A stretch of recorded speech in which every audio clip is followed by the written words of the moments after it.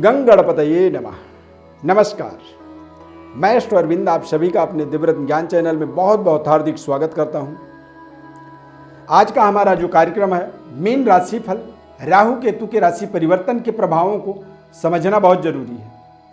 क्योंकि गोचर ग्रह स्थिति को हम अपने जन्म राशि के आधार पर देखते हैं।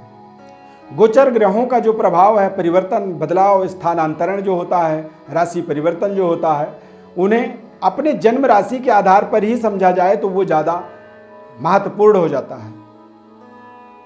कहते हैं विशेष जीवन के उपलब्धियों को, शुभ कार्यों को जन्म राशि के आधार पर ही निर्धारित किया जाता है। जैसे कि विवाहे सर्व मांगल्ये यात्रायाम गृह गोचरे जन्म राशि प्रधानत्वम नाम राशि न चिंतित, यानी कि नाम राशि की वहां पर कोई चिंतन नहीं करनी चाहिए। उस समय पर केवल जन्म राशि को ही प्रधानता दी जाती है। तो यहां पर जब हम गोचर कहा गया, विवाहे सर्व मांगल्ये यात्रायाम गृह गोचरे, ग्रहों के गोचर के लिए हमें अपने जन्म राशि की ही प्रधानता को समझना बहुत जरूरी होता है और उसी के आधार पर उसका आपको परिणाम मिल जाता है। मीन राशि वाले जातकों के लिए द्वितीय भाव में केतु यानी कि मेष राशि में, और अष्टम भाव में, द्वितीय भाव में राहु और अष्टम भाव में केतु। द्वितीय भाव जो होता है, जब यहाँ पर राहु का आगमन होता है तो ऐसी परिस्थिति यहाँ पर देखा जाए कि मीन राशि वालों के लिए थोड़े से पारिवारिक समन्वय को बनाना बहुत जरूरी हो जाता है। हालांकि मंगल का राशि होने के कारण से, चूंकि मंगल अग्नि कारक हैं, तो यहाँ पर थोड़े से अपने वाणी पर आप देखेंगे कि उग्रता बढ़ रही है, यानी कि कर्कश वाणी के माध्यम से परिवार के अंदर आपका जो माहौल है वो आपके वाणी के द्वारा बिगड़ सकती है। इस चीज़ का आपको विशेष ध्यान रखना होगा। अपनी उत्तेजना, अपनी एक्साइटमेंट को आपको विशेष कंट्रोल करनी होगी और अगले 18 महीनों तक अपने वाणी पर आपको विशेष संयम रखने के साथ ही आप अपने जीवन में बेहतर परफॉर्म कर पाएंगे, बेहतर कनेक्टिविटी बना पाएंगे और परिवार के अंदर विशेष रख रखाव, सुख सुविधा और पारिवारिक जनों का विशेष तालमेल आपको बना के रखना होगा। तुलसीदास जी ने कहा है कि जहाँ सुमति तहाँ संपत्ति नाना और जहाँ कुमति तहाँ विपत्ति निधाना, यानी कि परिवार के अंदर यदि सुमति है, सद्बुद्धि है, अच्छे तालमेल होता है तो वहाँ पर व्यक्ति के जीवन में तरक्की होती है। वहाँ पर संपत्ति नाना बताया गया है, तमाम तरह के धन संपदा को आप जोड़ने में समर्थवान हो जाते हैं। लेकिन यदि परिवार के अंदर कुमति हो जाए, परिवार के अंदर ही क्लेश, कलह, अशांति हो जाए तो निश्चित रूप से ऐसी स्थिति में विपत्ति निधाना, यानी कि तमाम तरह की विपत्तियों का सामना करना पड़ता है। अब राहु ग्रह जब द्वितीय भाव में विराजमान होंगे तो यहाँ से वो छठे भाव को देखेंगे, यानी कि ऐसे समय के अंदर आप अपने शत्रु पर विजय प्राप्ति की जो भी प्रयास करेंगे वो सफल होंगे। कर्जों का निराकरण भी आपको करने के तमाम तरह की आपकी जो पराक्रम होगी वो सफलता प्रदान करेगा। सरकार के साथ अच्छे समन्वय आप बना सकते हैं। देश विदेश यात्राओं का भी संयोग बनेगा। इस समय में आपके जीवन में कुछ ठग, धोखेबाज और झूठी जो गलत तरीके का, एक कह सकते हैं कि धोखाधड़ी, छल कपट करने वाले लोग आपके साथ जुड़ सकते हैं। ऐसे परिस्थितियों में आपको लॉटरी, सट्टा, जुआ, शेयर मार्केट इत्यादि पर यदि कोई बड़े इन्वेस्टमेंट की योजना है, कोई आप अपने जीवन में प्लानिंग कर रहे हैं तो ज़रूर सोचें समझें और जहाँ तक हो सके तो उससे बचें। किसी भी तरह के प्रलोभन वाले जो प्रोजेक्ट होते हैं, जो आपके लिए तमाम तरह के by one get one free, इस तरह की तमाम जो योजनाएं होती हैं, ऐसी योजनाओं में आपको विशेष सावधानी रखने की आवश्यकता होती है। और ख़ासकर ये राशि परिवर्तन राहु और केतु का, ये आपके सेहत स्वास्थ्य के लिए भी थोड़ा सा आपको जागरूकता बनाए रखना होगा। अपने खान पान, अपने रहन सहन, अपने जीवन शैली को विशेष बेहतर करने का आपको निरंतर प्रयास करते रहना होगा।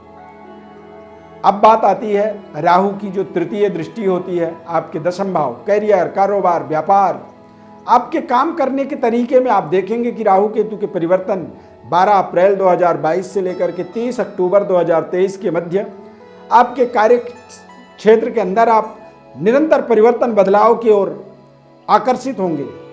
और ये परिवर्तन बदलाव में भी हो सकता है कि आप कुछ ऐसे निर्णय जल्दबाजी में करें और वो निर्णय आपके लिए हानिकारक हो सकता है।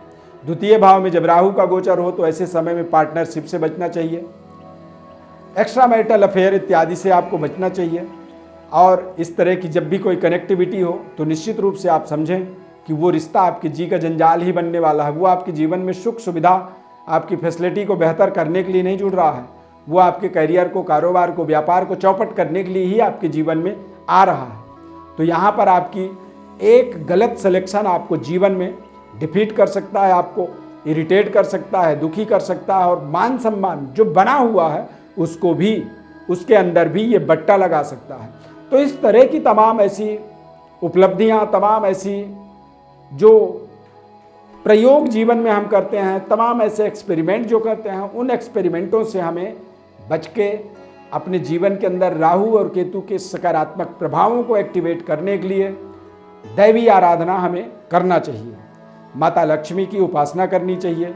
भगवान गणेश की प्रसन्नता के लिए हमें गणपति अथर्व शीर्ष की पाठ करनी चाहिए। माता लक्ष्मी और भगवान गणेश की पूजन करनी चाहिए। रोजाना घर के अंदर सायंकाल शुद्ध देसी घी का दीपक जलना चाहिए और निरंतर आप अपने जीवन में केसर का तिलक लगाएं। और केसर के तिलक लगाने से जब आप अच्छे तौर तरीके से शुद्ध सात्विक शाकाहारी भोजन करने से आप ऐसे इन गोचर परिवर्तनों के माध्यम से अपना पूर्ण जीवन का एक संरक्षण प्राप्त करते हैं और इस तरह से ही आप अपने जीवन में बेहतर अपनी डेवलपमेंट को निरंतर आगे बढ़ाते चले जाते हैं। प्रिय दर्शकों, गोचर ग्रहों का हमारे जीवन में विशेष प्रभाव पड़ता है, ये हमने आपको शुरू में ही बताया। अब जन्मकालिक ग्रह स्थिति और गोचरकालिक ग्रह स्थिति की समन्वय, इनकी तालमेल को समझना जरूरी होता है। और ऐसे परिस्थिति में आपको आपके जन्म पत्रिका की पूरी ज्ञान होना बहुत जरूरी है, पूरा विश्लेषण पता होना जरूरी है। और आप जन्म पत्रिका के विश्लेषण के लिए आप हमारे व्हाट्सएप पर अपनी बर्थ डिटेल भेज सकते हैं। हमारी तरफ से हम आपको निःशुल्क रूप से संपूर्ण विश्लेषण बताएंगे। गोचर ग्रहों का क्या प्रोटेक्शन हो सकता है, क्या इनके लिए बचाव कर सकते हैं, किस तरह का अपने जीवन में आपको रणनीति अपनानी चाहिए, क्यों आप अपने जीवन में बारंबार परिश्रम के बाद असफल हो रहे हैं, रिश्तों में सही समन्वय क्यों नहीं बन पा रहा है, प्रेम संबंध को आप अपने मनपसंद तरीके से, जीवन साथी के तरीके से उसको अपने जीवन में नहीं जोड़ पा रहे हैं। तो ऐसे तमाम जो कारण होते हैं वो आपकी जन्म पत्रिका के अंदर और गोचर ग्रहों के परिवर्तन बदलाव से ही उसे समझा जाता है। विशेष विश्लेषण, जीवन में महत्वपूर्ण उपाय और जन्म पत्रिका का पूरी एनालिसिस आपको हम निःशुल्क रूप से बताते हैं। बस आपसे निवेदन रहता है कि हमारे चैनल में आप जुड़ें, लाइक करें, सब्सक्राइब करें और बेल के बटन को जरूर क्लिक करें। इस खास कार्यक्रम में बहुत बहुत धन्यवाद। जय माता।